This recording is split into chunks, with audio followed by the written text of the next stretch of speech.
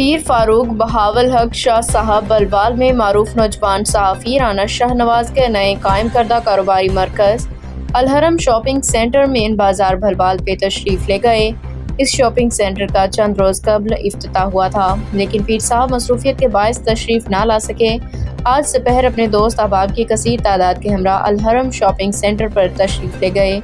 राना शाहनवाज, उनके भाइयों राना बदर मुनीर, राना खुरम शहजाद, राना अरशद अली को मुबारकबाद पेश की। कारोबार में खैर व बरकत के लिए खुसूसी दुआ की गई।